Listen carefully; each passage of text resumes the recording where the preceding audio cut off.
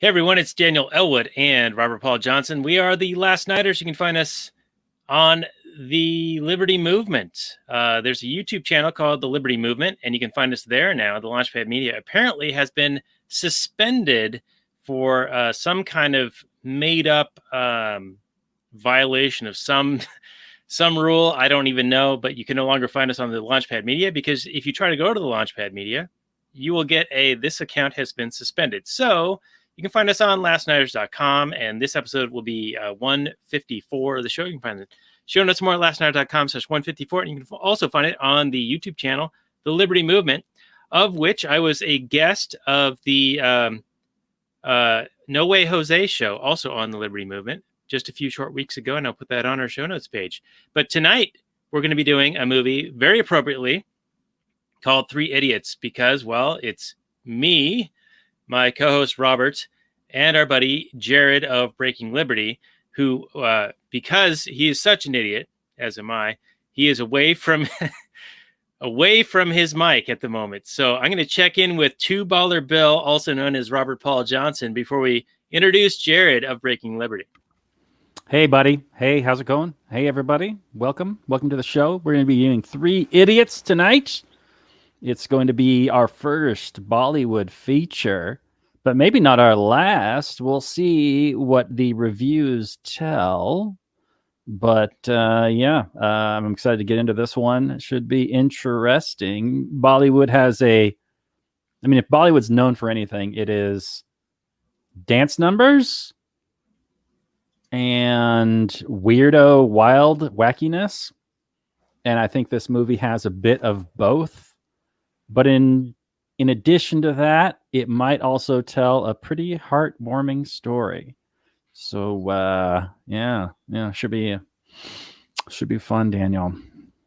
All right, he's back. Good cover. All right, and our guest is, of course, our friend Jared Wall of Breaking Liberty. He's been on a couple of times before, I think 4 times, so this might be the 5th time. You've been on most recently, I believe, for Gold. Prior to that, you were on for... No, Hotel Rwanda was most recent. Gold was before that. There was something like a week or two... No? Oh, man. Captain Phillips. Captain Phillips Gold, was in between. And Breaking Bad movie El Camino.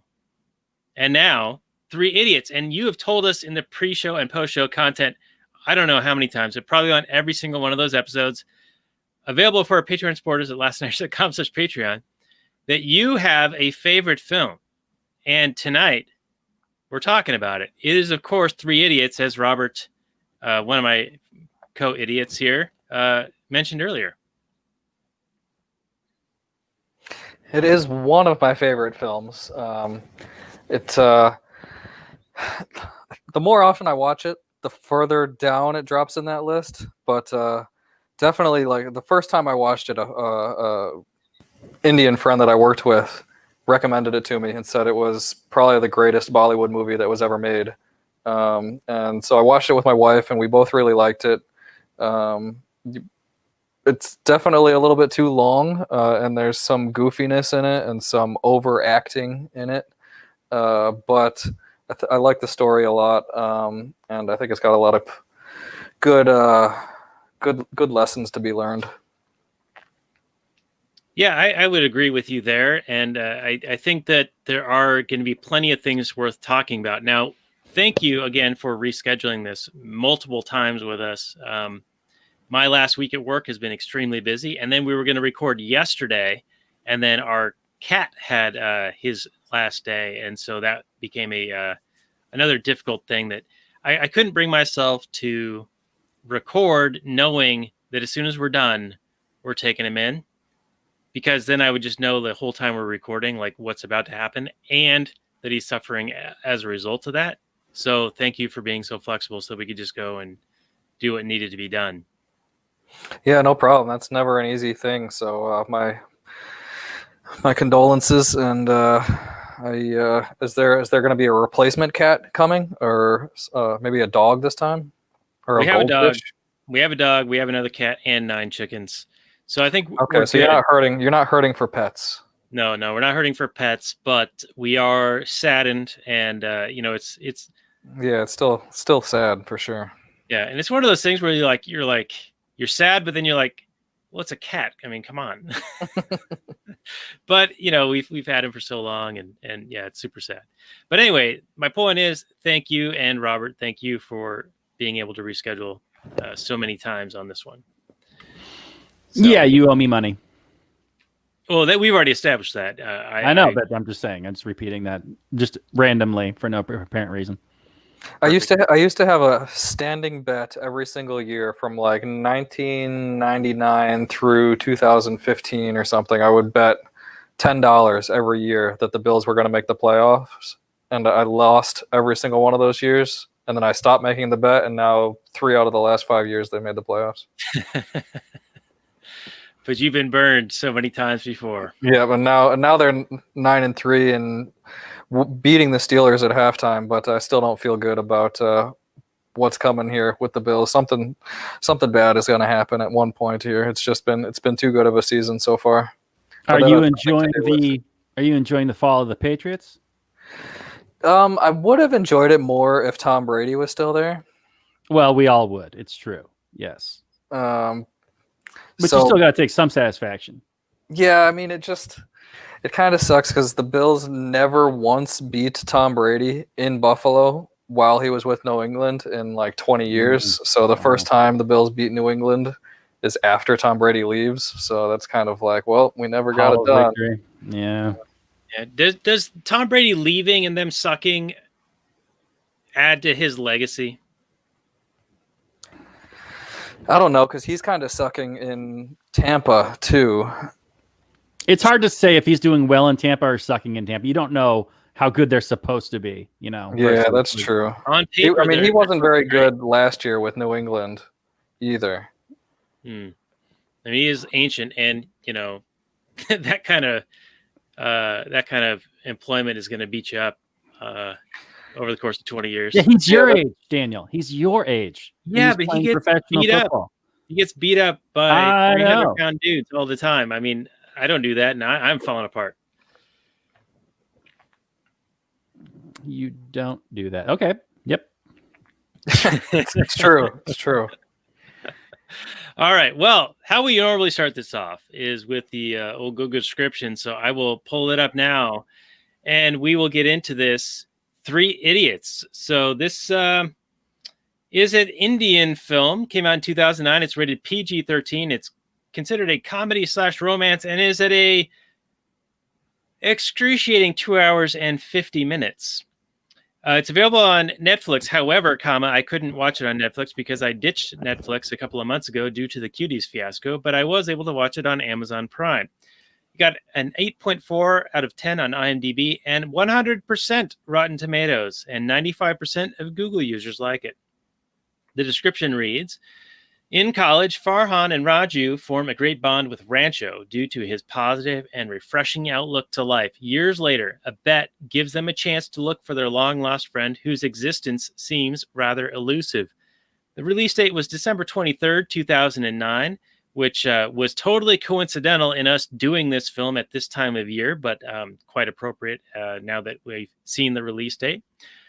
And I'm going to butcher a few names here. The director is Rajkumar Hirani, and the screenplay is by him, Vidhu Vinod Chopra and Abhijat Joshi.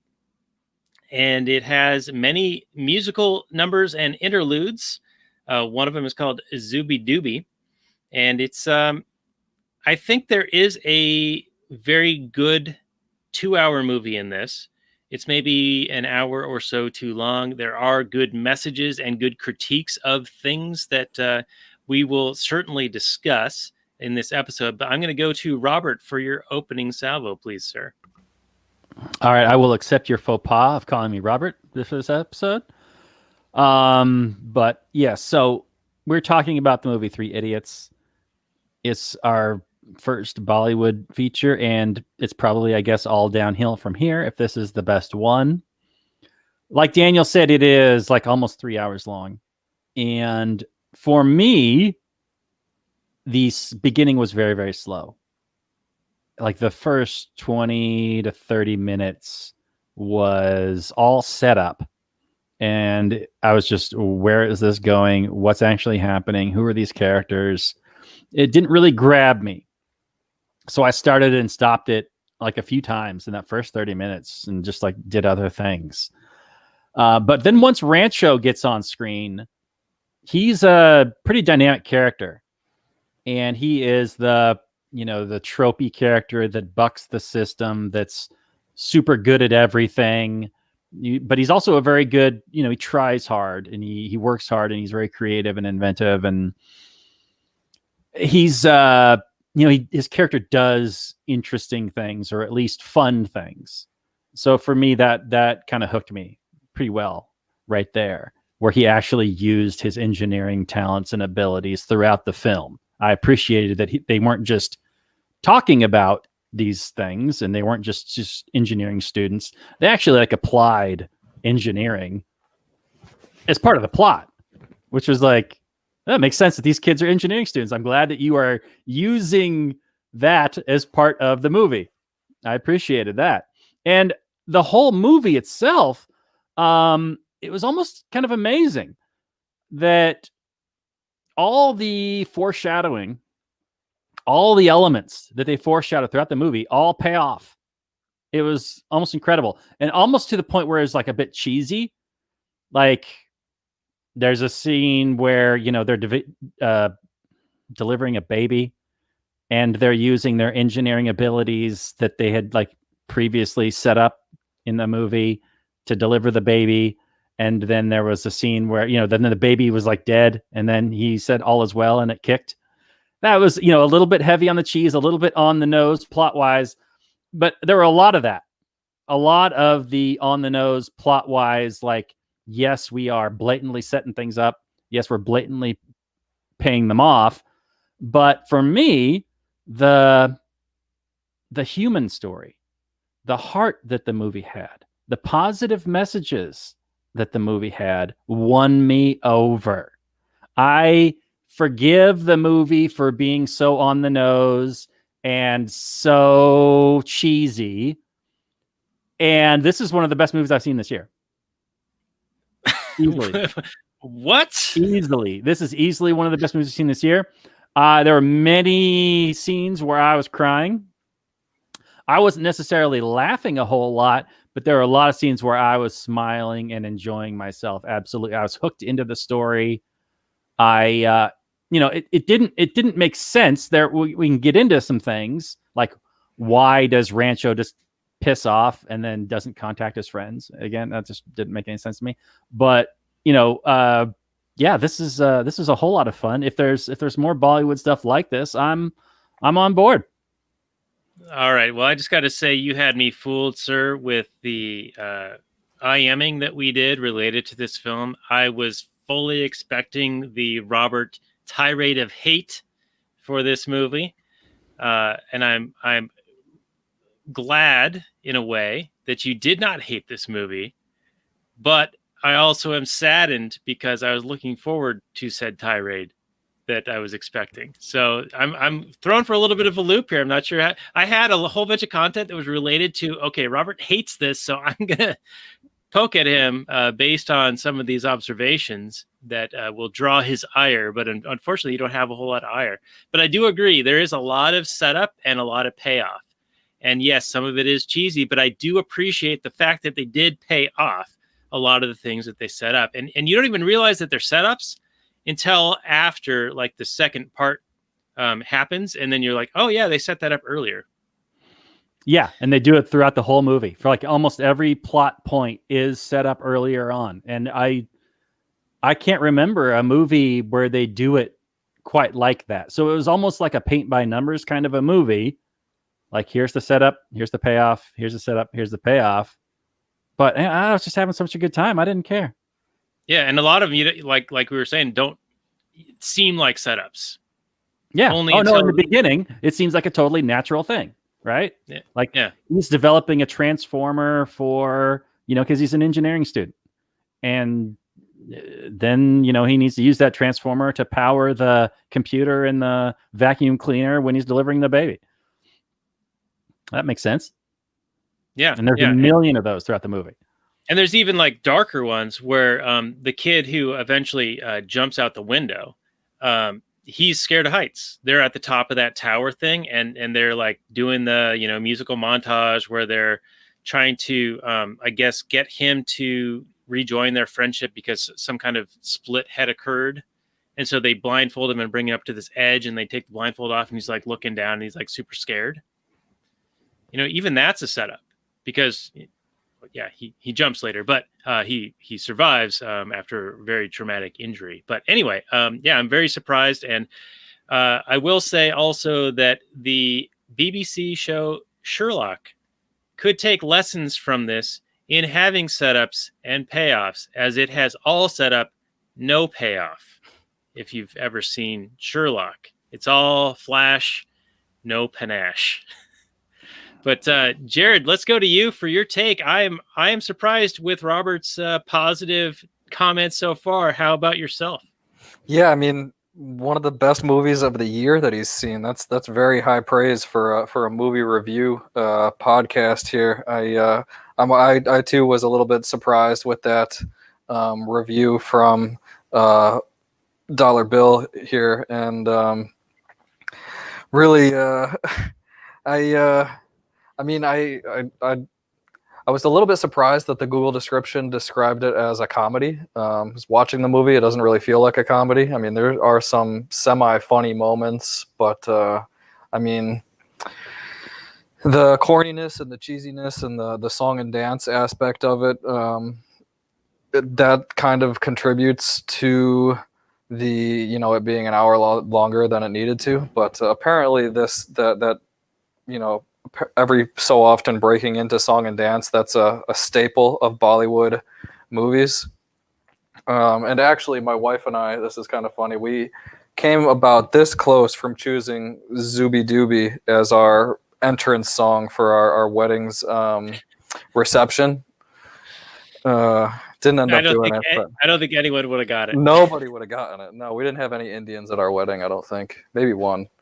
But anyways, no, I mean, just in terms of the idea of allowing a child to choose their own future instead of choosing it for them, of letting a child experience and learn organically through trial and just kind of following their interests, as opposed to spoon feeding and forcing and pressuring people into learning, like the SAT test or whatever else you could think of.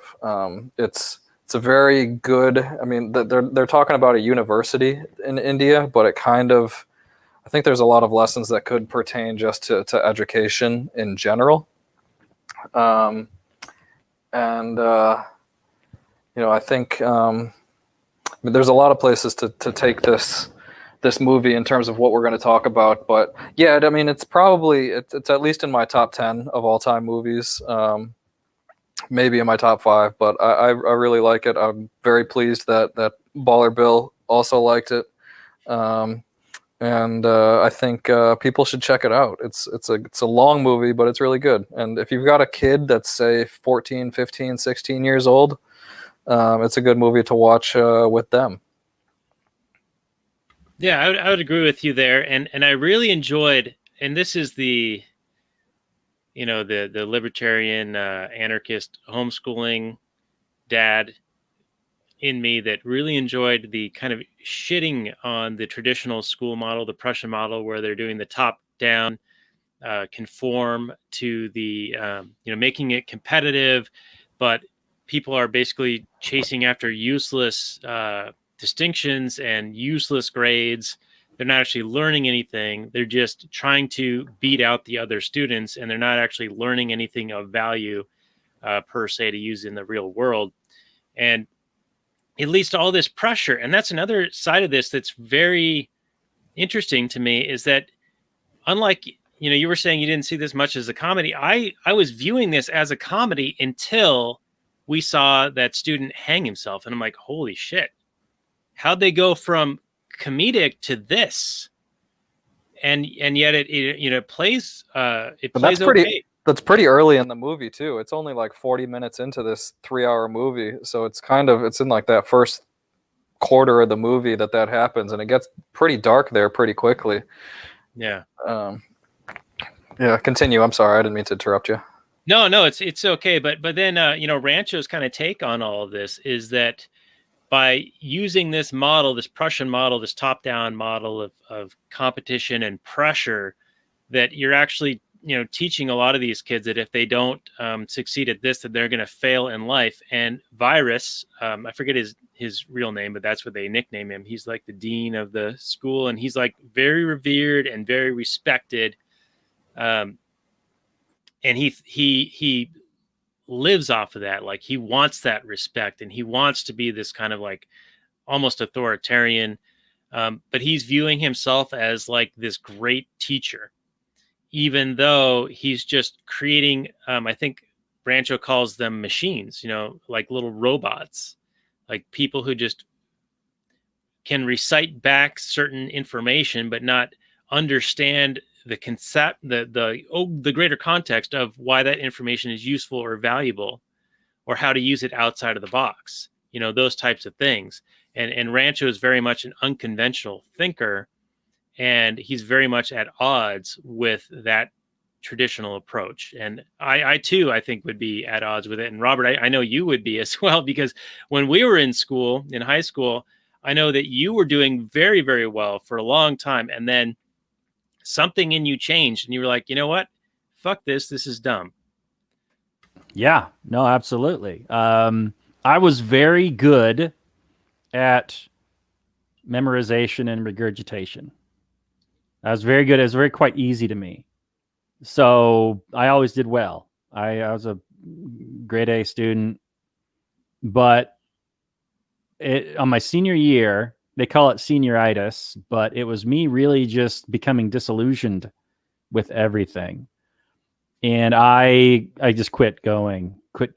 I went from 4.0 to 0.5. And it was because I didn't feel that I was learning anything of value. And I wasn't, for the most part. I mean, to some extent, that's my own fault. Like, a lot of people in life take what they're given. And it takes this kind of a special person to recognize that you're not necessarily given the best and that you need to go above and beyond. And I was not that special. I didn't quite realize that I needed to take what the school offered me as a starting point and go above and beyond and go into actually what I cared about to learn. So I quit, basically. I stopped going, I stopped caring.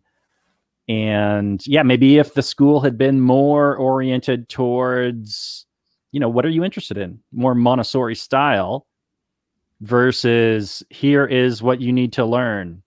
Here's in the worst possible way to learn it, right? Like, does anybody even remember? Like, I don't remember how to do, like, even I could probably do some algebra. I could remember some things from high school, but it's really just, you're remembering things for the test, and then you're dumping it so that you can remember things for the next test. And it's probably one of the worst ways to learn, at least for most people. I would say it's great for getting high test scores. And if that's your measuring stick for a good school, then okay.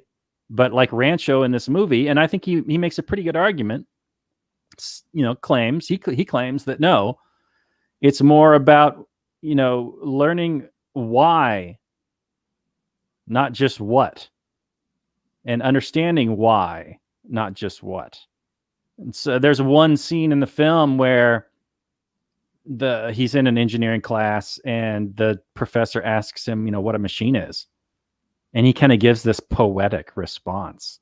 Like, a machine is anything that helps humanity to, apply energy and make life easier. So he's talking about all these different things that are machines, and he points all around them. The machines here, and aren't machines wonderful because they increase our work capacity, and it makes life easier and better and more fulfilling for everybody, and gives us more time to do other things, right? All these time-saving measures that are the creation of modern engineering minds. And the professor was just looking for the dictionary definition, and he was just like, "No, that's a crap answer. Get the fuck out." Yeah, this isn't a philosophy class. Yeah, what are you doing, wasting our time with this bullshit? And so, yeah, I mean, Rancho is, I think he makes a good argument in the film. You know, it seems like everybody adopts, and all these status schools, they've all adopted kind of this Prussian model. I don't know, maybe there are some places in the world where they are more, interest oriented, but in my mind, the world is a specialist place. You're not necessarily looking for somebody when you're hiring somebody to build you a house. You don't care if they can also give a good haircut. You're just looking for the best guy that can build a house. So the world is built for specialists, and this kind of general education that doesn't really prepare you for the world, like I felt from high school. I didn't feel prepared at all. I graduated high school, and there was this big celebratory moment when you're throwing off your caps and you're running around and you're like, "Hey, we're graduated." I had this big moment like, "Holy fuck, what do I do now?" I had no idea. And it's okay to not know, but I felt like, and I still feel to this day, that I should have had some idea. That the schooling, that the education I received should have given me some tools with which to take on the modern world. And I didn't feel that at all. I didn't feel like I had any direction, any kind of idea that I am prepared to do X, Y, or Z. I just felt like, well, I guess I got to go to college now, because that wasn't anything. And maybe that's some of my fault. Like I said, maybe some of that is my fault. But the education system, like this movie says, is pretty much garbo. And what do you expect with a government monopoly, essentially? I mean, there are private schools, but you got to compete with theft-funded schools. So, right, and many of the edicts that come down through the public schools end up being enforced in the private schools as well, regardless. But a lot of your discussion reminds me of when I was in school. You were a couple of years older than me, but we were very close. And seeing you go through that experience, it actually made me also feel like I was wasting my time there. But I found a different path to sort of not participate as much, and that was to get cozy with the administration of the school and get cozy with a few teachers and become like a teacher's assistant, and also work in such ways to where I would only actually have 3 or 4 classes a day and like 2 or 3 periods of like being a teacher's assistant or whatever. And I took that to college with me as well. So it was a way of like working within the system to basically get through the system with good grades and not subject myself to the bullshit as much. But another thing that Rancho sort of talks about, and this is reminiscent of like John Taylor Gatto. I'm sure you're familiar with him. Brett Venot of the School Sucks podcast is a big fan of his, and he died a few years ago. But he was Teacher of the Year in New York, and then he quit. And he made a crusade to talk about the top-down Prussian model and how it's terrible for most kids.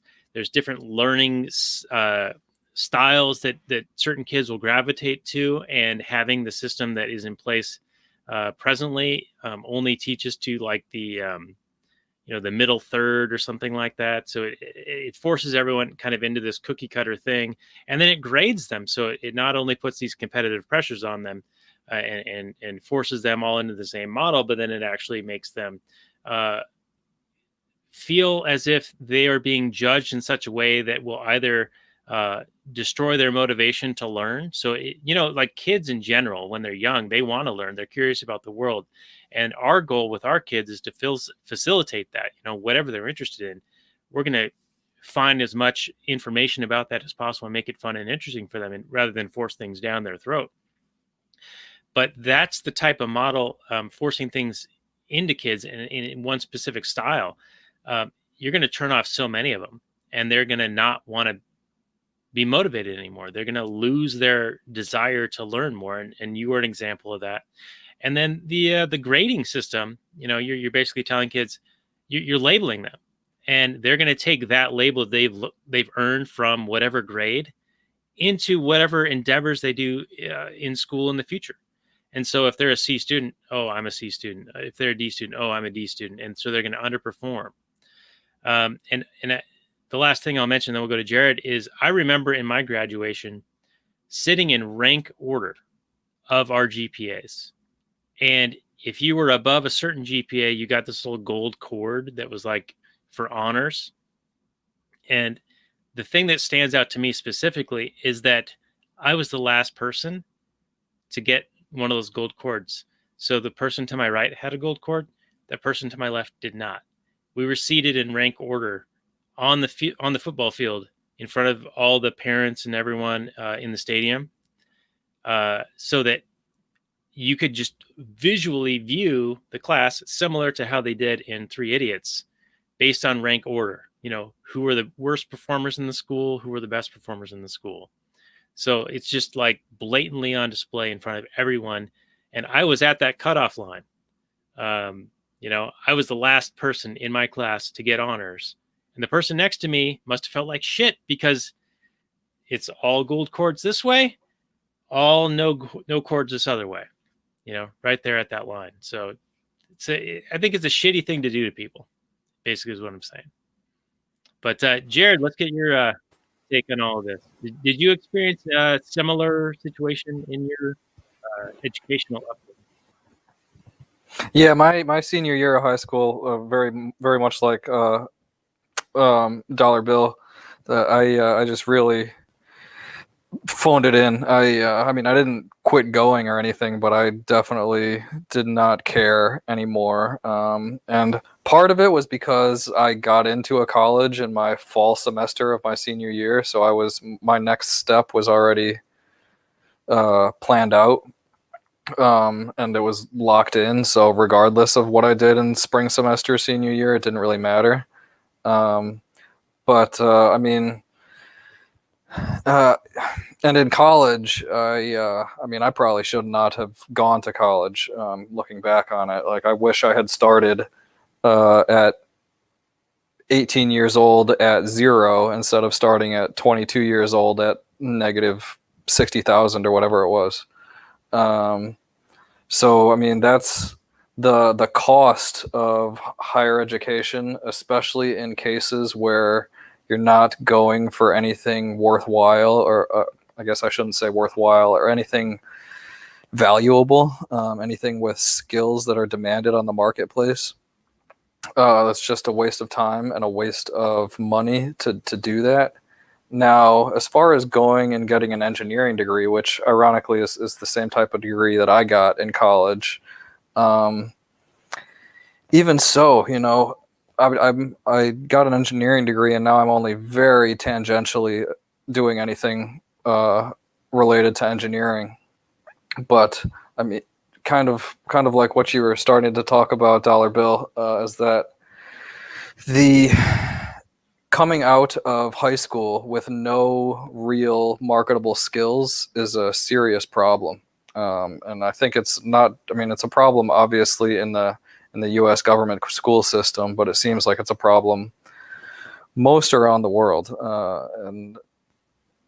And what this movie portrays, like Farhan, for instance, he had some pretty good skills as a photographer just on his own. That was his interest. That's what he organically chose to learn, and he got good at it. But his, the pressure from his family and probably, to a certain extent, society and from virus itself kind of pushed him into, okay, well, photography, that was a stupid childhood interest of mine, but now I got to get serious and go into a a field that I can make a lot of money, which engineering can be, isn't always, but I mean, you see the pressure on these kids, from virus and from the school, but also especially from their parents. And I think that's, kind of, Daniel, what you were talking about. And as a parent, that's something that I'm going to hope to. I mean, my kids are still young. My son just turned 1. My daughter's about to turn 3. But that'll be something that I definitely try not to do, is force them into something that they're not interested in. It's like what you're saying, kind of cultivate that natural curiosity that they have.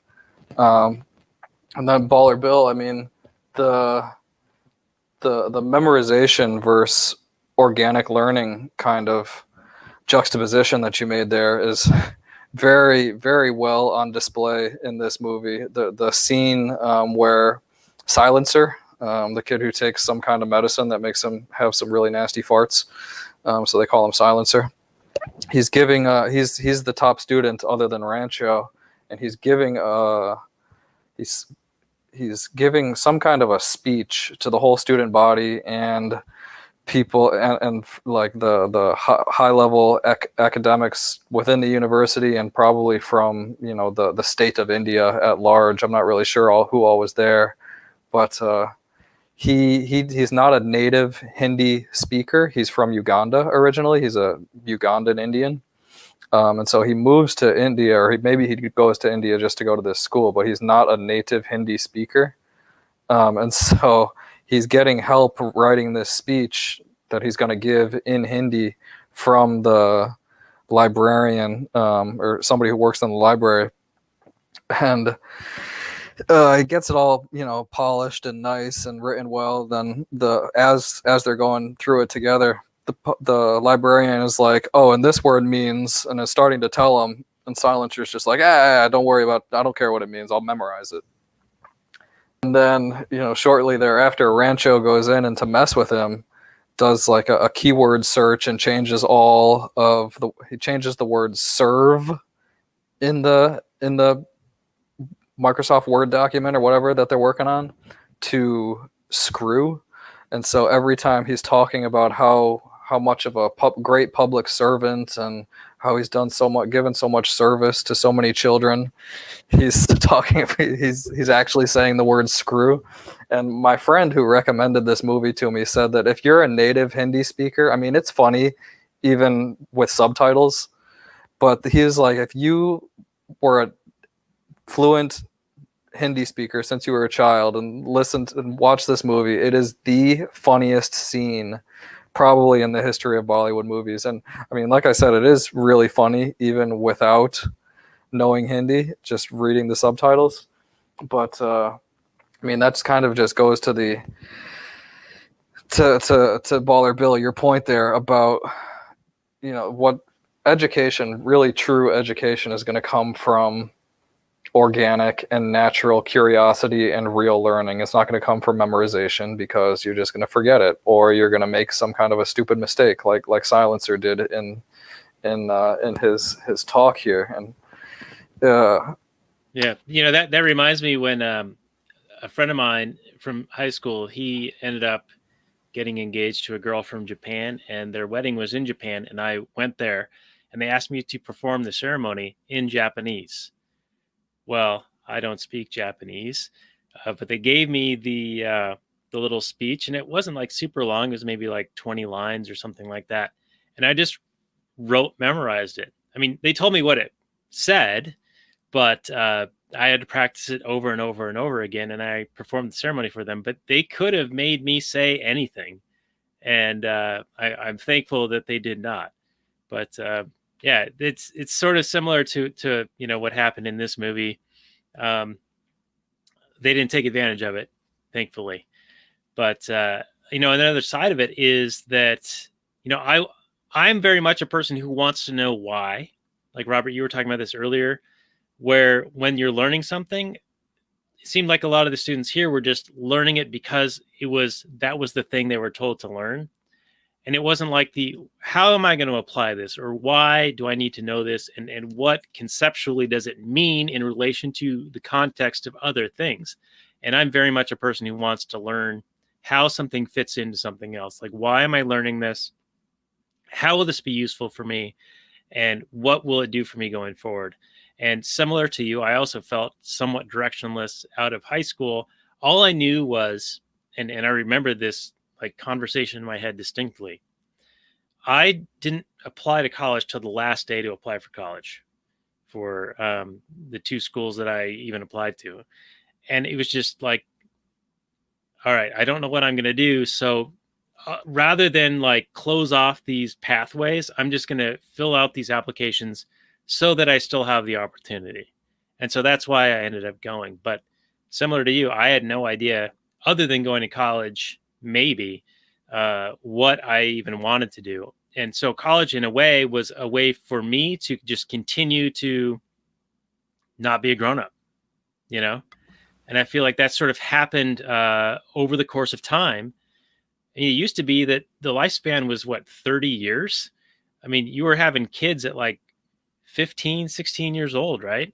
In the Middle Ages or whatever.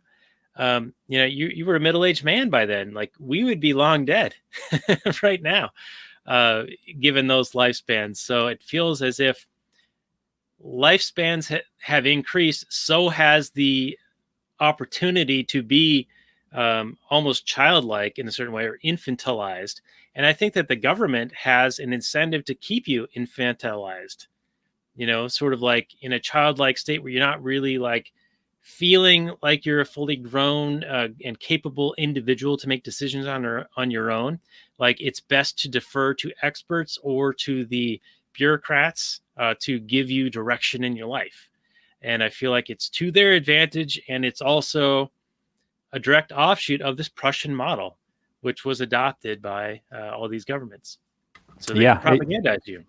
Yeah, the government has an incentive to not necessarily turn out independent, autonomous people that are capable of providing value in the world.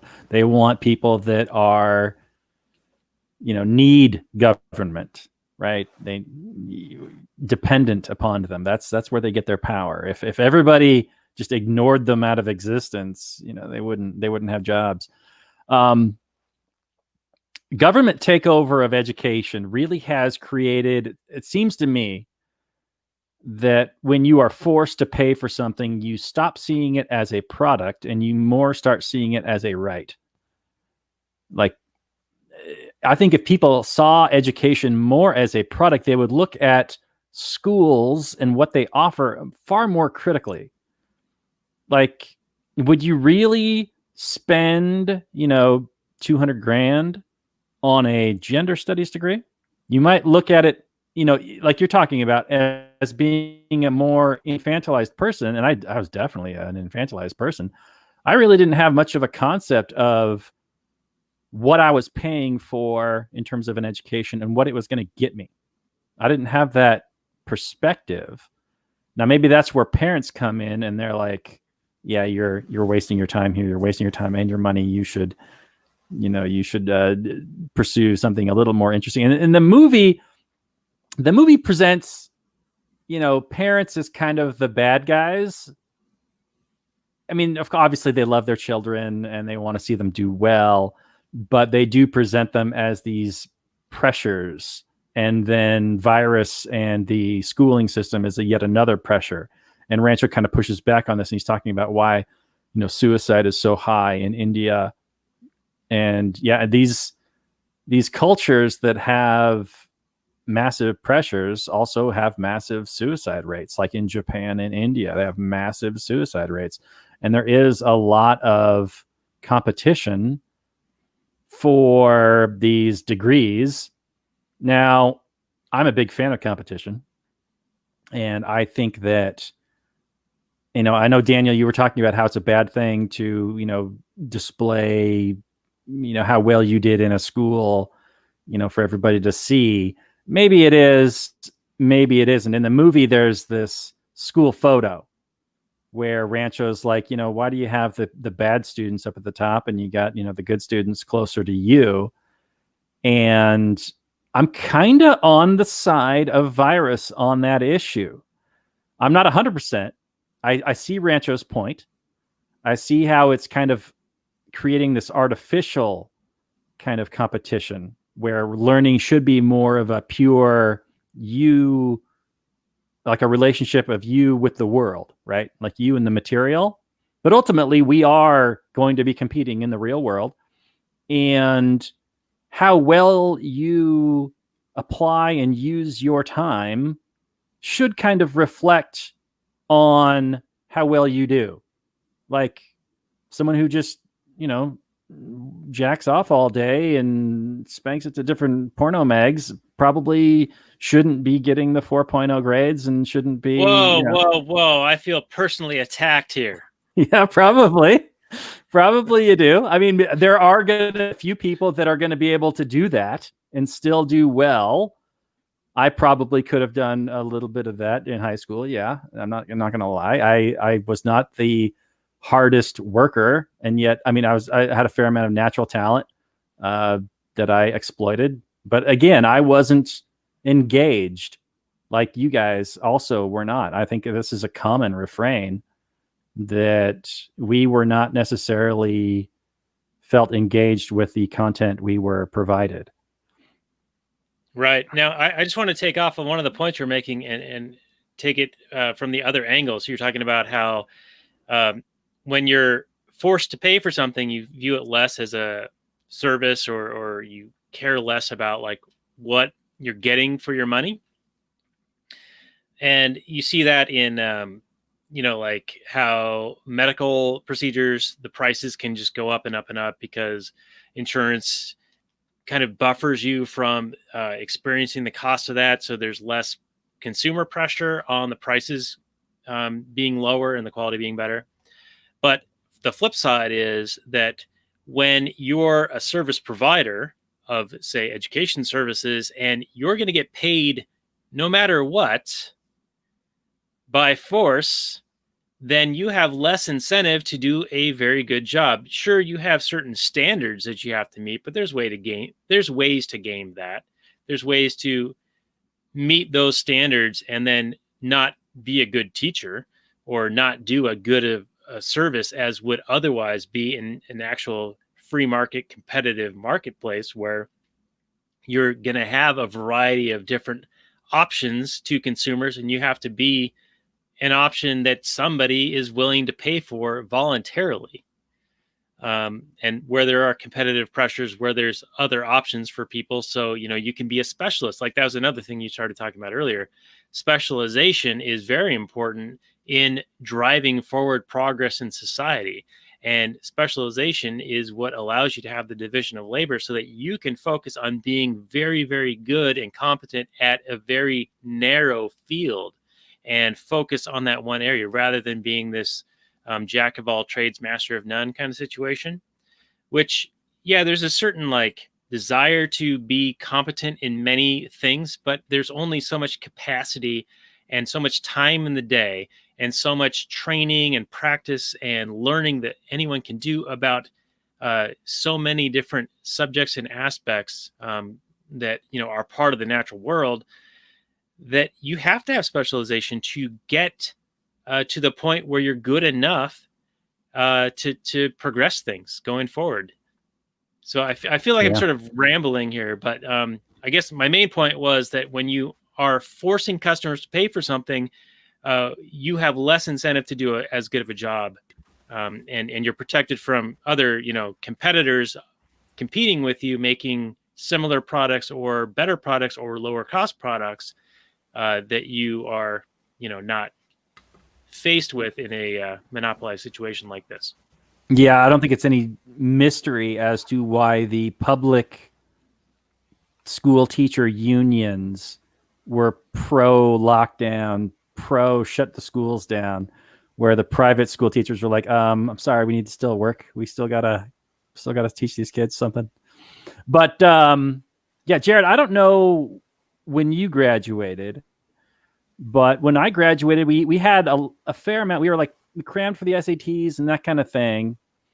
But later on in my life, I got involved with some public school teachers. Well, actually, it was the technology department at a public school. And so kind of by osmosis, I gleaned a little bit about how education is going on these days, or at least 5 years ago. I don't imagine it's gotten any better. But standardized testing had been a thing, had been implemented since I graduated, but now it's a thing. And it would take up like months of the kids' time just studying for these standardized tests, like every year. It was insane. I don't think it starts until middle school or something, or maybe even high school. But can you imagine, like 2-3 months out of the school year, you're just cramming for this one test so that the school can show, hey, look at us. We did X amount good on this one test. Let's get our funding, as if this is what passes for education these days. Is that the No Child Left Behind stuff? That funding was tied to Probably. test results in the George W. Bush era? Yeah, probably. It's still going on. That's when it really got ramped up to what it is now and today, and what Baller Bill's referring to. I graduated in 2005 from high school, so that was kind of just becoming a thing as I was graduating. But I mean, we've brought up The Wire on this show before in the past, and that show really speaks to this point that you're making very well in terms of teaching to the test. And like the guy who was a cop and then became a teacher, Presbalewski, he in that show, he's finally figured out a way to actually get through to these inner city kids, and he's teaching them things that they're interested in. He's teaching them math by teaching them gambling and like probabilities and dice and things like that. So he's finally figured out how to get through to these kids and to get their attention, and they're actually learning something. And then all of a sudden, word comes down from on high that, hey, the test is coming up. Everybody better be teaching to this test, because that's where all of our funding comes from.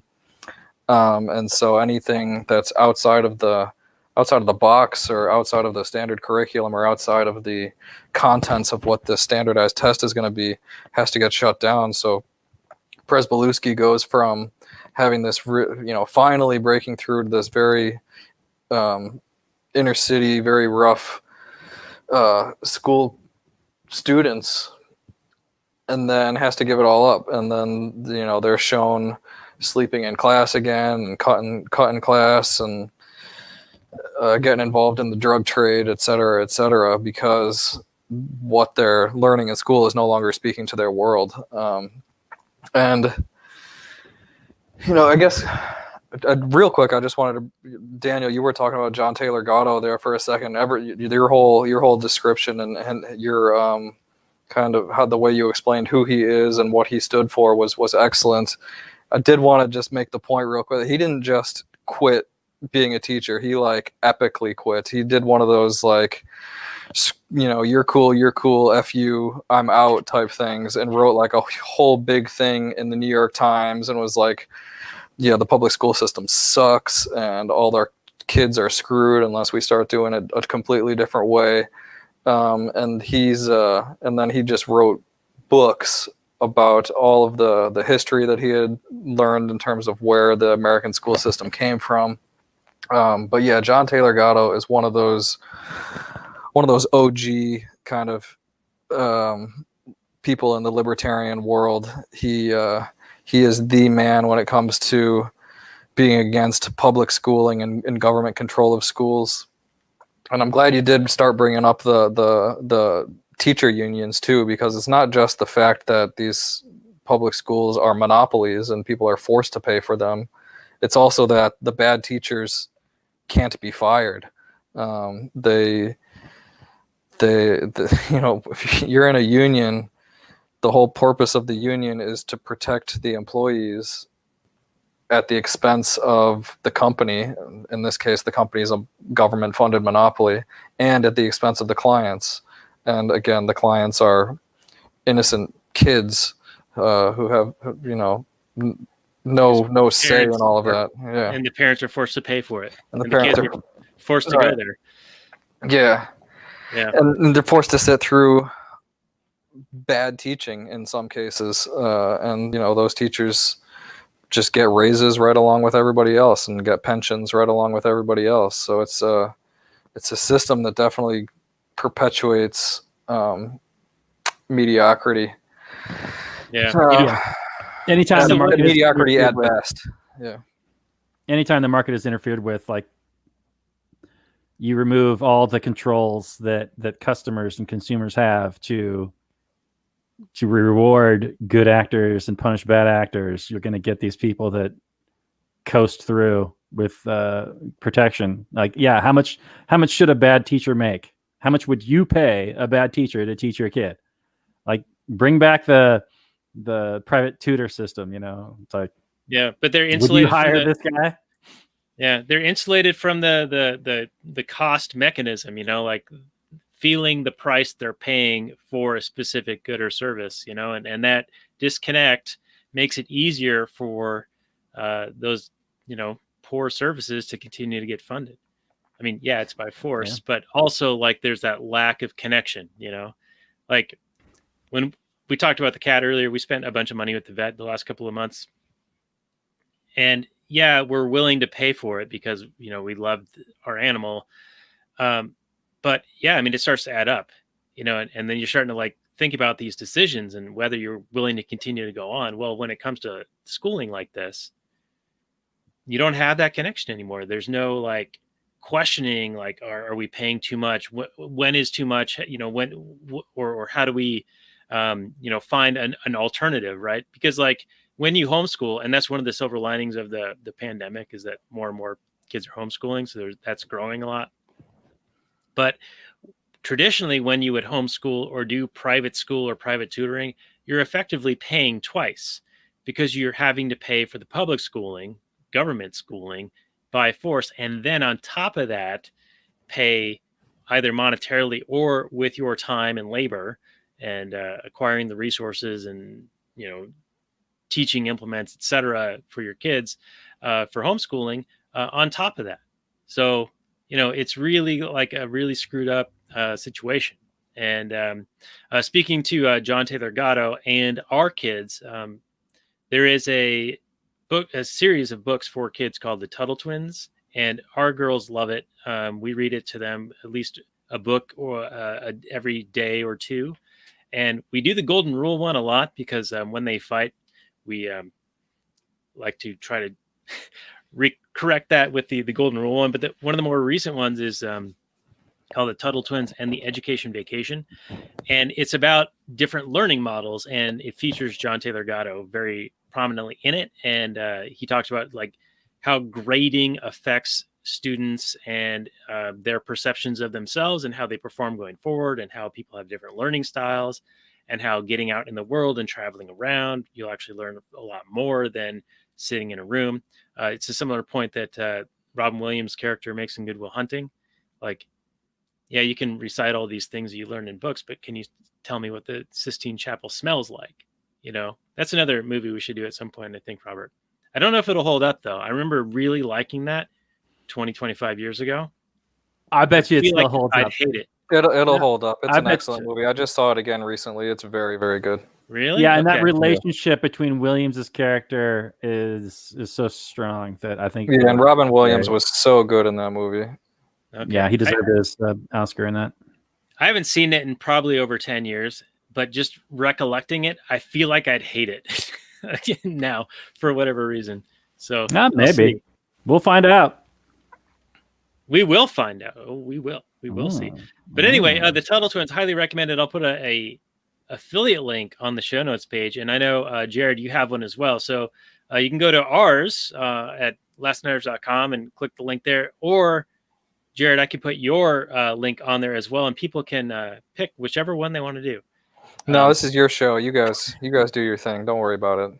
But it's really good. I do enjoy it quite a bit. It's they're written by Connor Boyack, and he does the Libertas Institute in Idaho or in Utah. And then the illustrator is really good too. His name's Elijah Stanfield, and they're doing a cartoon series coming out soon too. Yeah, I was gonna say they're gonna be an empire here soon. They got like a board game, and they're introducing books for like toddlers and babies. Like touch and feel type books. Yeah. And they've got the animated series that you're talking about. They've got books for teenagers. They've got companion books, like so for I've it's become a habit of mine to buy these books and give them to my non-libertarian friends to read to their kids, because it's not just the books that come, but you get like parent guides that go along with the book. And even if they didn't come with the parent guides, the books themselves would do a very good job of even teaching an adult, about freedom and economics and etc. And peace and non-aggression and all that good stuff. But you combine these parent guides with them and the recommended readings, like Bastiat's The Law, etc. And yeah, it's a really great tool that Connor has put together. It's an excellent addition to the libertarian movement world. And yeah, I'm right there with you. I recommend those books wholeheartedly. Yeah, and we have gifted them to a few people who are not necessarily pro liberty minded, at least in our respect. And I wonder how they take these books when they read them. I haven't asked them, but it would be kind of interesting to hear.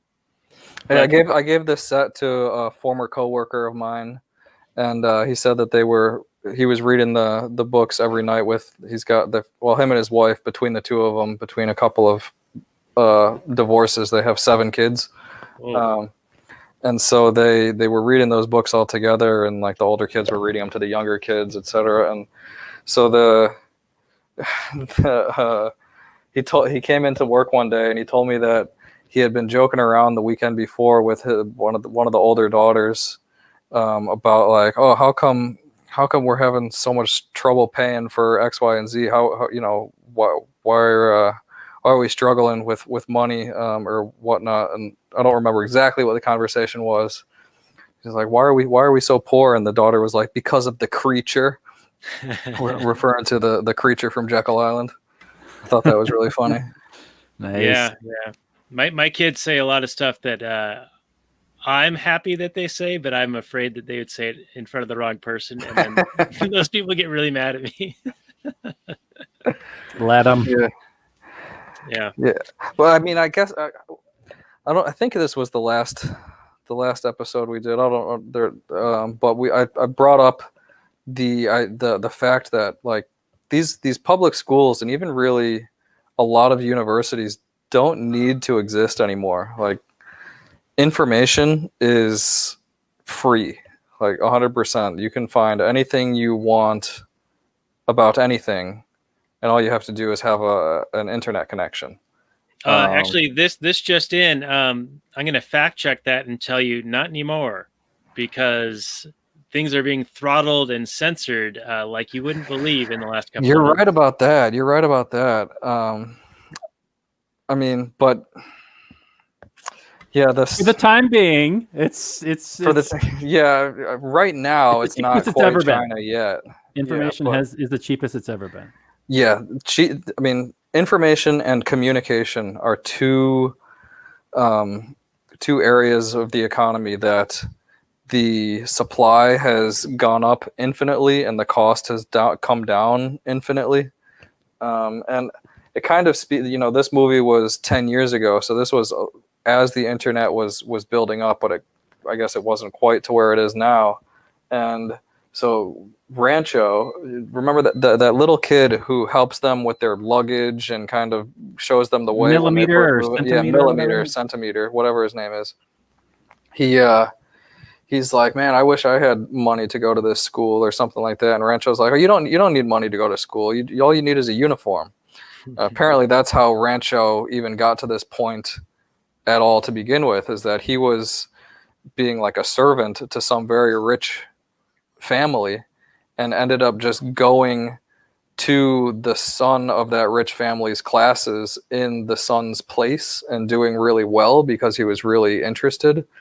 And then the family was like, well, if you've come this far, you got to go the rest of the way. And basically had Rancho go get an engineering degree from this very prestigious university for their son without their son ever having to go. So Rancho isn't even Rancho's real name. And I forget what his real name is. It comes out at the end of the movie.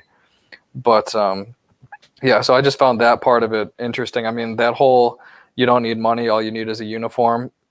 It's cool in terms of education. In the movie, it did kind of get used for some nefarious purposes too. Like they broke into a party, because they wore the clothing that was associated with that party, and they ended up eating food and that wasn't theirs, that they hadn't been gifted, that they hadn't been offered, that they hadn't paid for. So I mean, there is a little bit of that in the movie, but in terms of the education, in terms of millimeter, and it's even let's say we thought that higher education and modern American universities were the shit. Well, still, you can go and I think it's MIT has all of their lectures available for free online. I believe Harvard does as well. Yeah, I think a lot of them do. So that kind of just continues to go. Like, really, the only reason to go to university these days is to get that piece of paper. The education is available outside of that. I mean, there might be some good mentoring that can take place on, especially for engineering or medicine or law or something like that. But for just about anything else, you can find everything that you need to know just, doing a simple Google search. Yeah, doing in-person labs is one thing that you really can't replicate a whole lot. But for most everything else, I love your point that these higher learning institutions and even a lot of public high schools and that sort of thing are just these vestigial organs that are being propped up with government money. And this push for making college free is just going to further devalue those degrees that they get. And I would love to see just a real pure market mechanism to even see how much the public even values these things. Like, I know there's a certain amount of inertia to these things. Like, hey, I went to college. It was great for me. I want my kid to go to college. But for people, if college actually cost, probably what it should, I don't know, whatever that is, but you might see people making more informed decisions. Like, what are you actually going to get out versus, what you're putting in? And with the cost of information being so low, what am I really even doing? And maybe we go back more towards a trade school type situation, like with doctors and specializing schooling. And this general crap just kind of gets shortened, maybe hopefully to just a few years. And just move into the more specialized areas because, I just, the whole move from the leftists to socialize even the higher education and making it, quote, free really just seems to be propping up their ideology and just spreading their ideology. And it's a nightmare. Leave it open to the public, leave it open to the market, and we'll find out how much people actually value their crap ideas. Yeah, I love that their reasoning is that you didn't learn enough in the previously provided government schooling. So it's like an admission of failure. Absolutely. And so they're just like doubling down. It's like, we didn't teach these kids. Yeah, there's a tweet I saw recently. Public education has not created an educated public. That's pretty accurate. Yeah, totally agree. Well, hey, we're actually way over time already, so we should probably do any final comments before we get into final summary and review. And I'll go to you, Jared. Yeah, I mean, I guess that the payoff of the movie, the main feel good part of the movie is Rancho at the end. He's built himself. He's created this school that's it seems very Montessori like, and it seems very hands-on type learning. And he's he's he's embodied that phrase that a lot of people like to put on social media, or wherever, of be the change that you want to see in the world. And he complained in the beginning a lot about the school system and the pressure and the grading, and the hierarchy of it, and the labeling, and he didn't like it, and he figured out a way to work around it. And I think that's becoming more and more prevalent these days. I mean, like Daniel, like you brought up, homeschooling is really, really taking off here, as the primary silver lining to the germ. And and I mean, with things like the Tuttle Twins and the Ron Paul curriculum and Tom Woods' Liberty Classroom, which you should put affiliate links of all of those for yourself in the show notes page here, and all of the listeners should go and buy those things, because I mean, they're awesome, but you're also helping out a couple of great guys here with a cool podcast that you guys are entertained with all the time.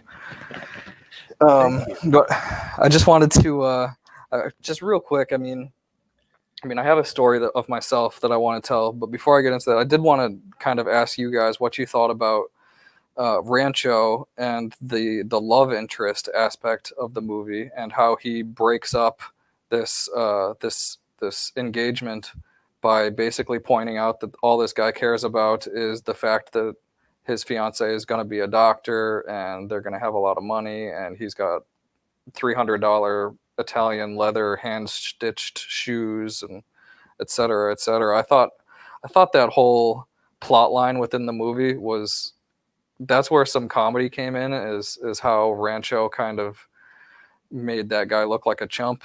But I was wondering, I don't know, I don't know if there's anything libertarian at all in that plot line, but I mean, I guess ruining somebody else's $300 shoes is not that nice, but pointing out to a fiance what she's actually getting into is kind of, that's kind of nice on the other hand. So yeah, I know, Robert, you've got a rant in you. I know you've talked about this before, about how women are looking for providers, and so like seeing somebody who's successful and can provide is an attractive characteristic or feature that is often looked for. And even though, Rancho does demonstrate to her that she is just being treated as a trophy by this guy who only cares about how much something costs or whatever. So even after that's demonstrated and she does call off the engagement, a few years later, she comes back to the guy. So I thought that part was the most interesting, was that she went back to him after this revelation and then knows what she's getting into and is still willing to do it. But Robert, I'm gonna let you finish. Yeah, I mean, I had a little bit of an issue with Rancho kind of spending, he kind of did the Sherlock Holmes moment, right? Where he saw her and met her for like a minute and instantly correctly diagnosed her whole life, right? Because she was like, I saw that you had that old watch, and that was obviously your mom's old watch that you cared about very much, and he didn't appreciate that old watch, and how does that make you feel? It was a bit easy, plot contrivances, the romance needs to happen. You kind of have the guy was kind of a cartoon, like the 80s ski villain, right? That's just like this very shallow jock kind of guy that is so clearly clueless that he doesn't know that he's an asshole, that he's so cardboard cutout of a person. And Daniel, you got a good point though. I like that the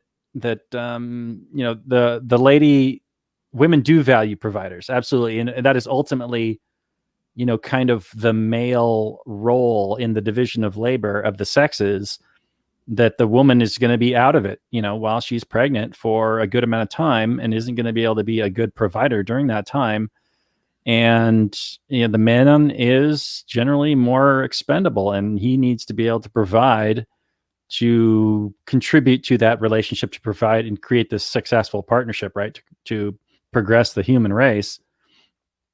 So I don't really have an issue with women choosing people's providers. That's you have your preferences, and if you've got you got this hot 25-year-old sexy body, and that's what a successful male finds attractive, and you've got that hip to waist ratio, and I'm not one to necessarily critique other people's choices in that regard. You have your preferences, they're yours. I'm not going to tell you you're wrong. Rancho, on the other hand, is okay with telling you you're wrong and saying that, hey, look, you don't really like this guy. You're smart. You really want a more interested, a deeper pool to dive around and play around in. And I'm that deeper pool, although it doesn't really come out and say it.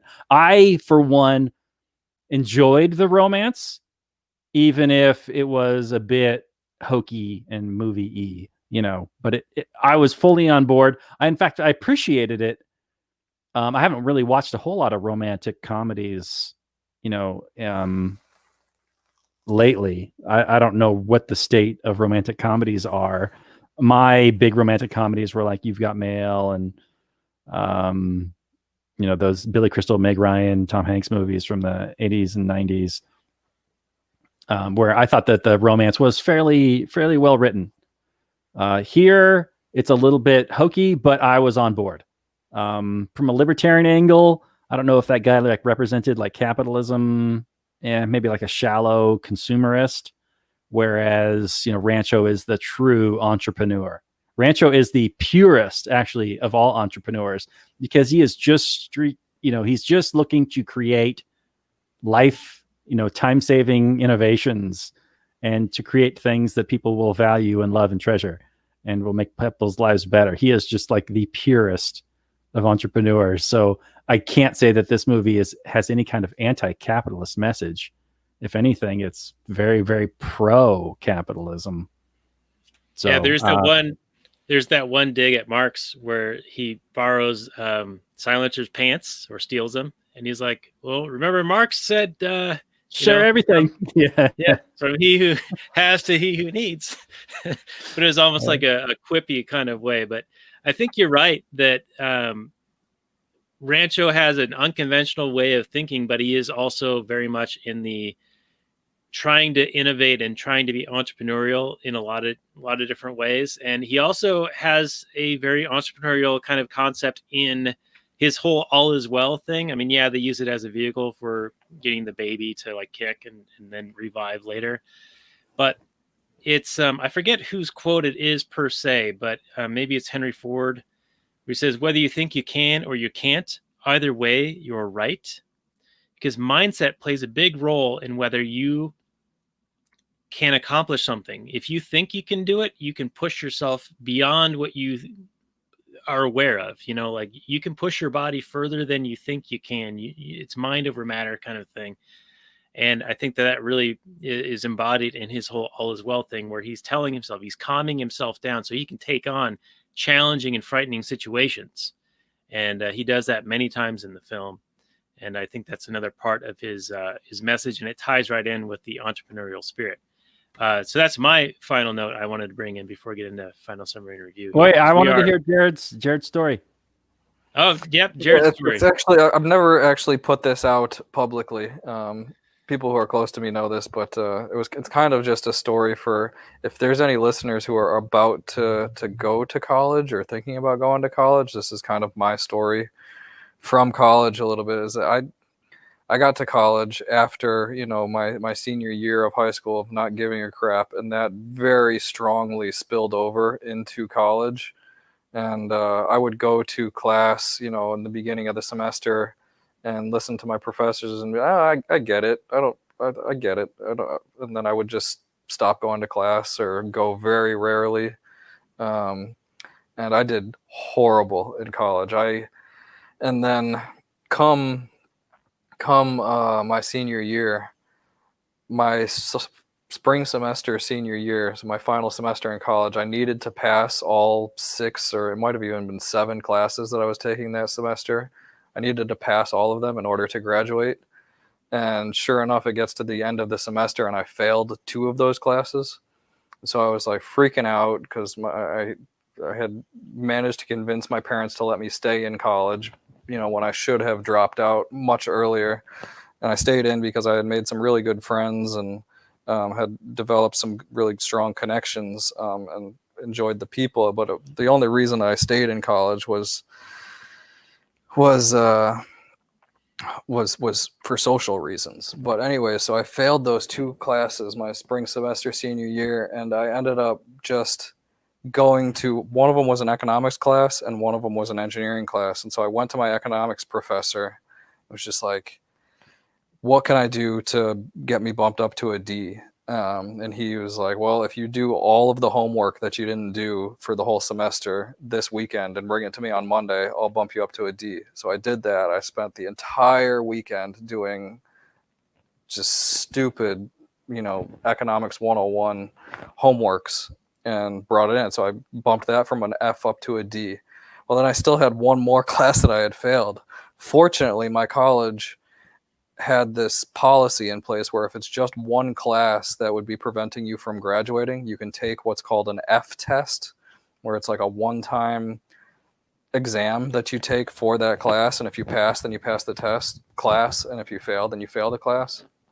So I spent about a week with my professor and going to study classes and studying on my own. And I managed to pass that test and was able to graduate with like I don't know, I graduated college with like a 1.5 or some shit GPA. It was terrible.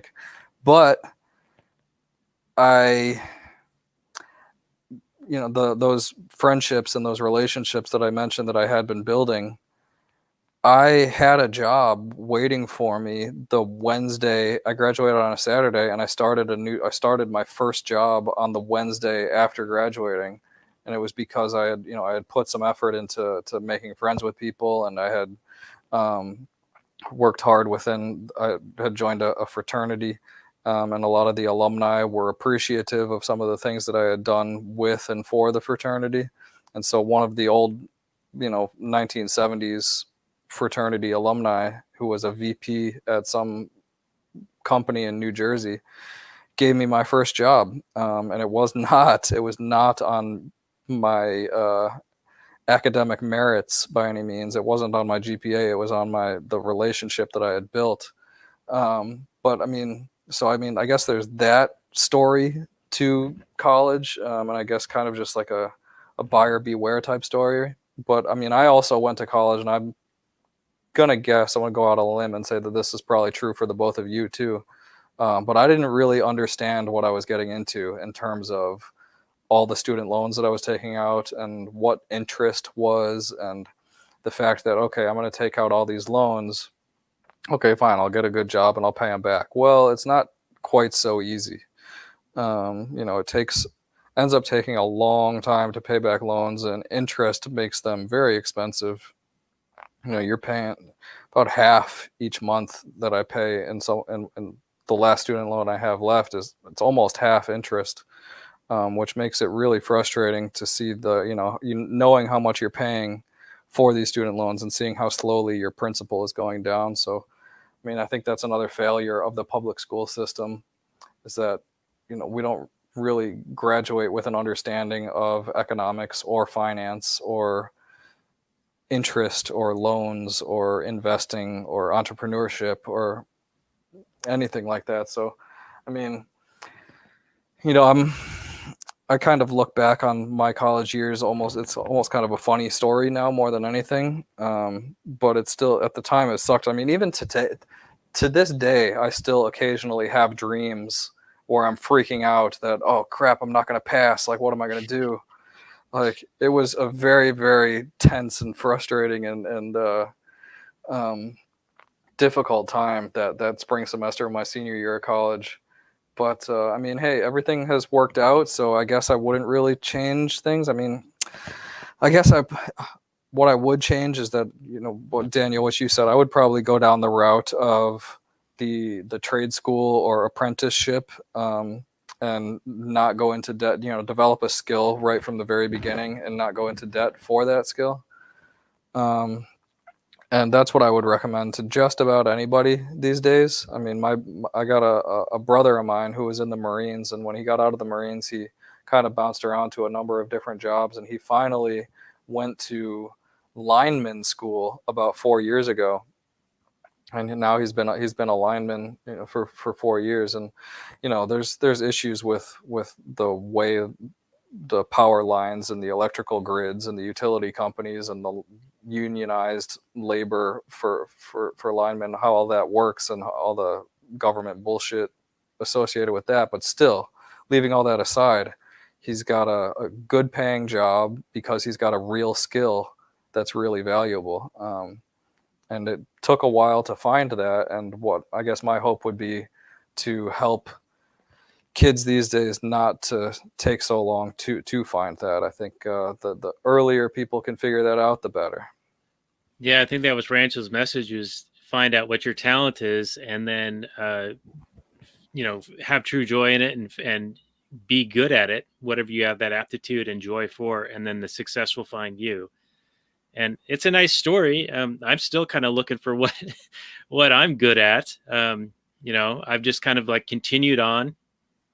I figured out how to do a similar thing that I did in high school, in college, where I was a TA, and I figured out the right professors to take and the right classes to take, and I ended up getting honors in that. But my first quarter in college was also like a rude awakening, where my grades were like under what I was used to with the amount of effort that I usually would expend into whatever I was doing.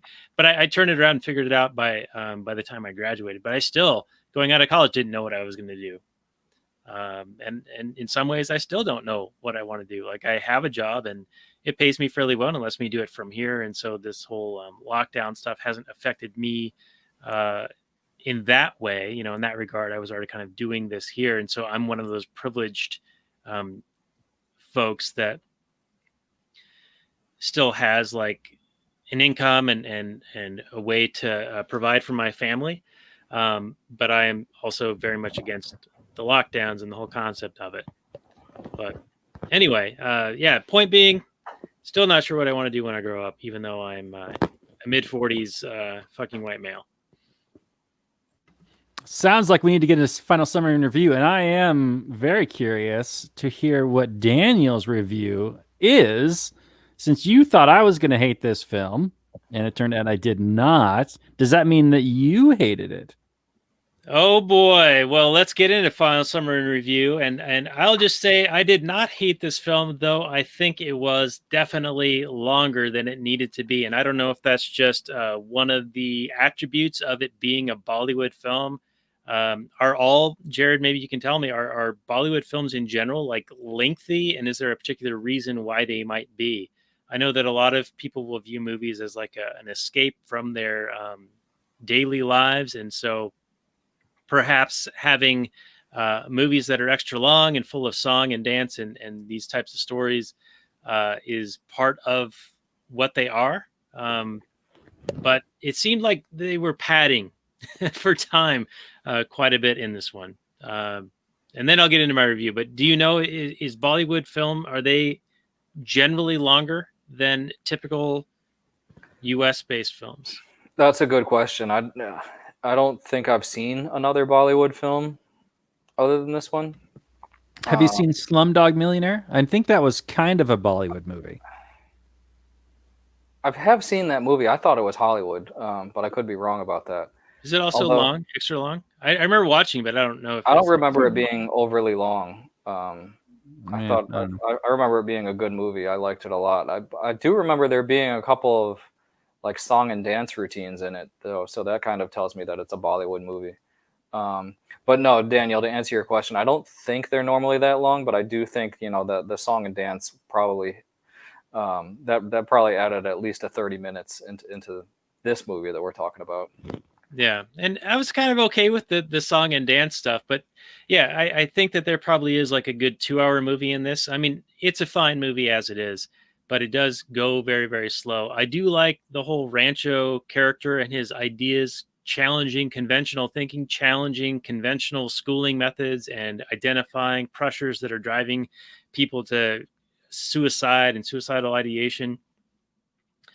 And his ideas of having joy in what you do and becoming really good at it, specializing in something, and then the success will find you.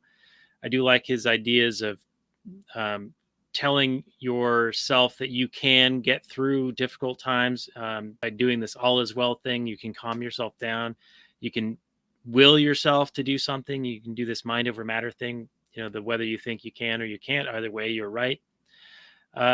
So overall, I think it's a really good movie. And I think that it is a cutting critique of the one size fits all top down educational approach. And it's also a bit of a coming age story. So overall, I think it has a really strong message. It has philosophical questions regarding learning and becoming what you would like to be in your life. And for that, I give it really good, big good ups and feels and stuff. So I'm going to give it an 8.0 on this, Robert. What is your take on my take? 8 idiots out of 10. 8 idiots out of 10 idiots. Okay. I think I'm not exactly sure why it's so long, but this is just one guess. In that it had,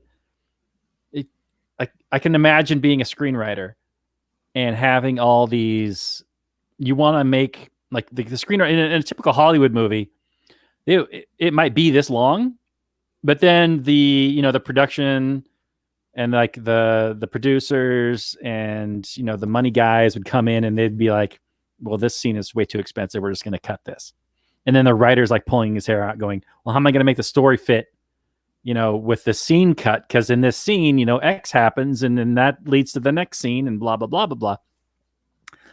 And so then you just get like these plot holes in a lot of Hollywood movies, but they're nice and short and they're concise. And it's when one movie happens where you see like a 90-minute concise, perfect movie that, makes sense all the way through. Where in this film, they were so diligent with setting up and paying all, setting up all the plot points and paying off all the plot points. And they didn't cut out any of the setups that maybe that's what contributed to the runtime. That's what it seems to me. And then there's probably also some extraneous, character work that probably could have compressed into some scenes. So I do think that there's like a, maybe a 2 to 2.5 hour or 2 hour and 20-minute cut that I think gets like a 9. But in this, I think this version for me is like an 8.5. Still really, really strong. I enjoyed all the, I think thinking back now to Slumdog Millionaire, that was like the whole plot was, how does this character know all the answers to these questions?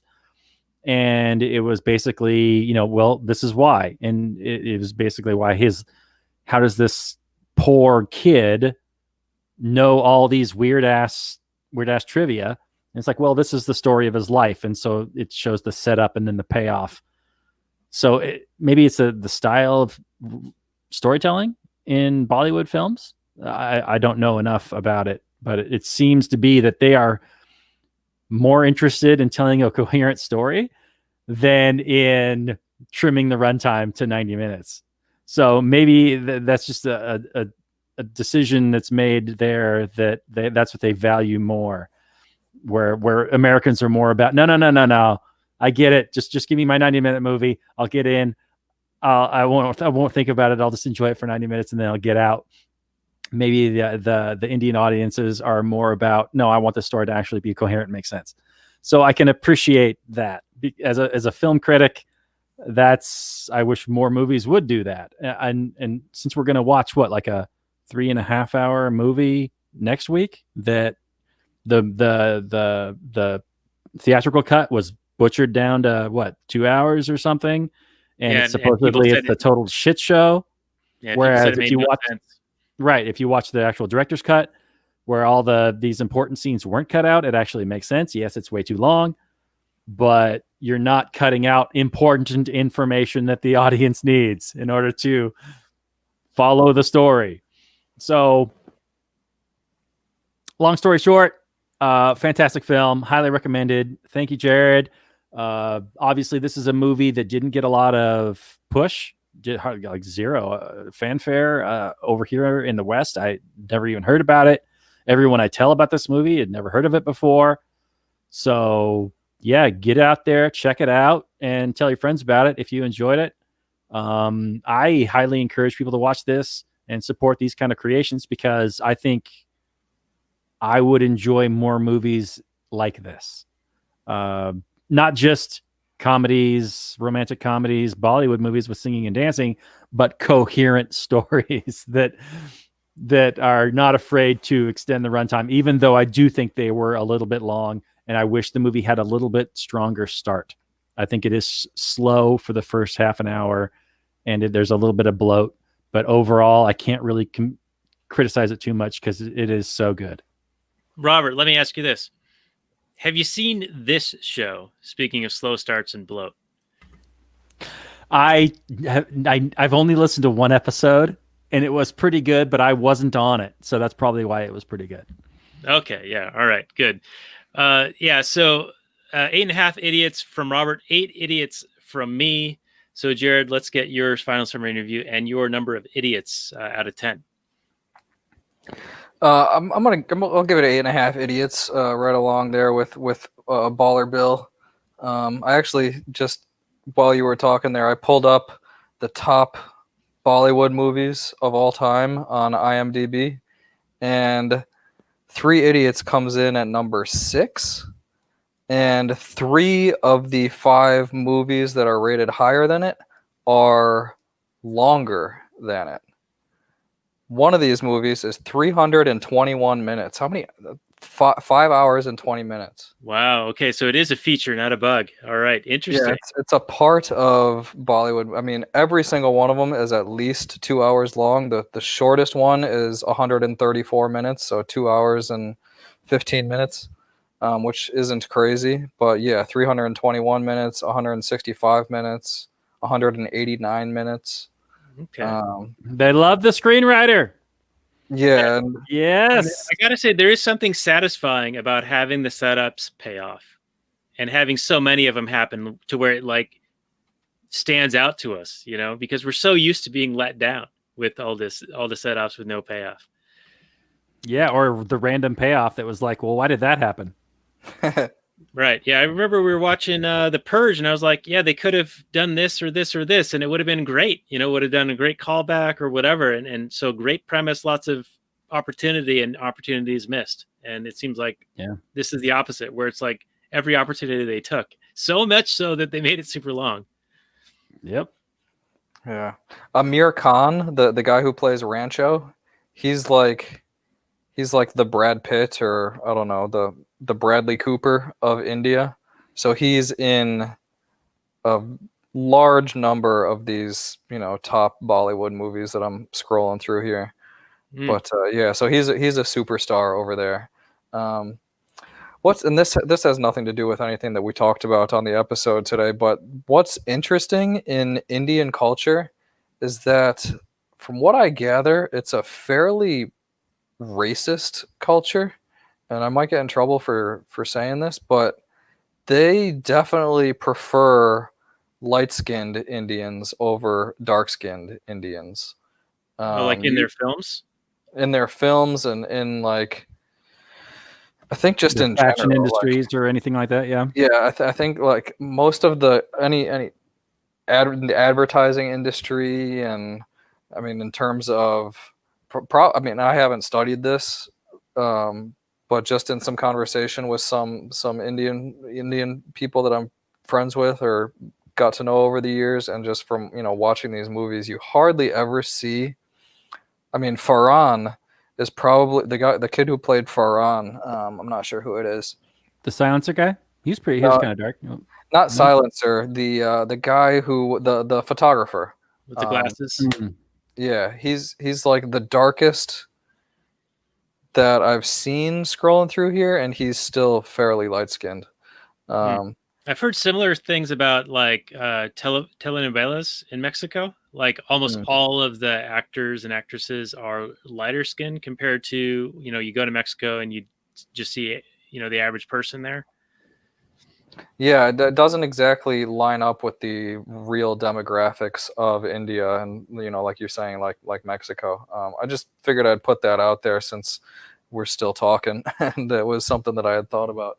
Yeah, I mean, it probably should have been bonus content because now somebody's gonna be super big mad, but yeah, it should have been bonus content. I forgot about that. no, that's all right. Yeah, so I mean, there's that. I really liked Silencer's character. I thought he was hilarious, even though he was supposed to be kind of like the villain of the movie. He was one of my behind I mean, everybody's gonna love Rancho just because he's the man, but Silencer was hilarious. I really liked his character. He brought a lot of comic relief to the movie. His farts were quite glorious, and they had they had put gas. They put caution tape over the door to his dorm room and called it a gas chamber, and he's always blaming it on other people. He does the silent but deadlies and then blames it on Raju. Speaking of Raju, the quick glimpse into Raju's home life was kind of sad, and it kind of would have been an opportunity. Maybe we'll talk about this in bonus content, but like just the nature of poverty, and how grinding and how difficult and just tough that can be. Yeah, and that was extra pressure on him because he was trying to provide for his sick father and his mother who she wasn't able to earn any money, and his sister, he had to come up with a dowry for her. Right. And that was one of the things, and I'll get into this, I guess, in bonus content because we are like so long, incredibly long on this. But that Virus uses those pressures or those issues that he knows about, those personal pain points, he uses them and weaponizes them. Yeah. Yeah, when he writes the monthly salaries of the families on the board in front of Raju and Farhan, yeah, he's just like, hey, this is the salary that Rancho's family makes, and it's like some exorbitant number. And he's like, if you take away a zero, it's still good money. You take away 2 zeros, maybe now you got to start worrying a little bit, and that's what Farhan's family make. And you take away another zero, and well, now you really got to worry, and that's what Raju's family makes. And they're both just sitting there like. And then they try and break off their friendship with Rancho because they're kind of buying into Virus's propaganda there that he's a bad influence on them. Yeah, and he's totally using that that inequality as a wedge and trying to get them jealous of him. Well, I think he's trying to make them think like, oh, this is the reason why Rancho doesn't care, is because he's going to fall back on this, this silver spoon that's in his mouth. But that belies his performance. That belies his talents for sure. Yeah. So anyway, we really should wind this one down. Jared, you've been 8.5 idiots. Yeah. 8.5 idiots. 8.5 idiots from Robert. 8 idiots from me, and we are, of course, 3 idiots talking about the movie 3 Idiots. This has been our episode on 3 Idiots, and you can find the show notes more at lastnerds.com/154. You can find Jared's content linked on there, but Breaking Liberty and Anarcholand. And do you have any other links or anything that you would like to share with the audience before we get into the Kathleen Turner Overdrive, which is bonus content available for our Patreon supporters? Nope. BreakingLiberty.com. That's I wrote an ebook about the series Breaking Bad, and it's the subtitle of Breaking Liberty is Libertarian Commentary on AMC's hit show. So it's a collection of essays all about different scenes and plot lines from the great TV show Breaking Bad. Anarcholand.com. My Anarcholand project is currently on hiatus, but that will be coming back at some point. And I kind of hinted last time I was on the show of my desire to do my own podcast, and I think I'm getting closer to pulling the trigger on that. Probably within the next year or two, I think I'm going to get started on that after I kind of get my feet set here. My family just moved across the country.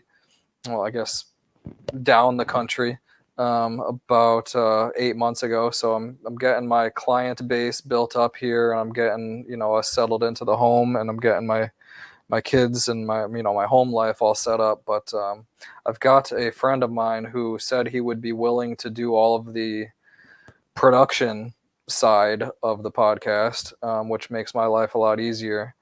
Oh, So Robert knows all about that. That's what you got to do. You got to have a Daniel. Get yourself a Daniel, and it's super easy. Yeah, Just show up, watch a movie. Yeah, no, Yeah. but I mean, so yeah, I'm gonna go down that route at some point here.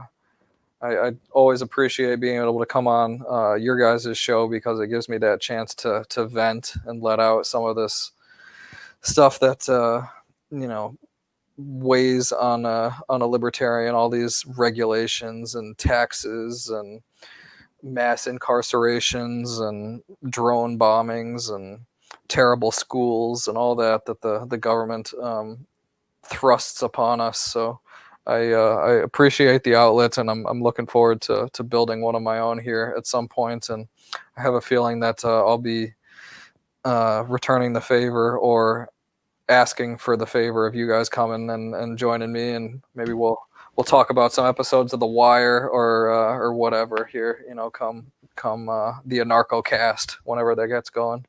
Cool. Yeah, bring it on. Yeah, and we'll definitely love to have you back even before that launches. And once it does launch, if we can provide any modest boost that we have garnered in our years of doing this.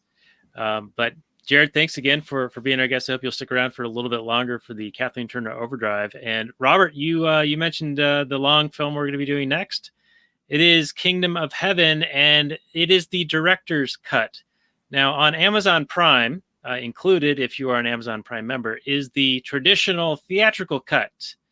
I do not recommend that you watch the theatrical cut. Please go out of your way to watch the Ridley Scott director's cut, because it is, yes, very long, but it also makes the movie make sense. And that, of course, is a big motivating factor for us in wanting to watch a movie, is if it makes sense. I think, Robert, you would agree with me on that one. And that's why this movie was so satisfying. It made sense. Absolutely. Yes. Watch the director's cut. I'm excited actually to watch it. I do love a good medieval epic. And yeah, it's a shame that they put so much time and energy into Kingdom of Heaven and whatever pressures were put upon it to butcher it into some incoherent mess is a shame. So yeah, check it out. Hopefully it's good. I mean, I don't know. I haven't seen it yet, but I am actually excited to see it. Well, I left out the best part. It is, of course, a recommendation by our buddy Mike C., who's been on probably a dozen times now, and he says it is a brilliant film, the director's cut version. And so it's a Christmas special. It's the Christmas spirit, in that we're talking about a movie about the Crusades, because it's, Christmas. And what's more appropriate than that? So appropriate than killing Muslims on Christmas. Well, we're doing it. What, did I say something wrong? What? It's going to be a good movie, and we're going to talk about it with our buddy Mike C. And Jared, this has been a good movie. We talked with you, our good buddy. And we'll be back next week talking about the other movie. And we are, of course, three idiots talking about movies on The Last Nighters. And you can find us at lastnighters.com/154 for this episode and more. And with that, we'll say good night and last night, and see you next week. And peace out, homies. Maximum freedom.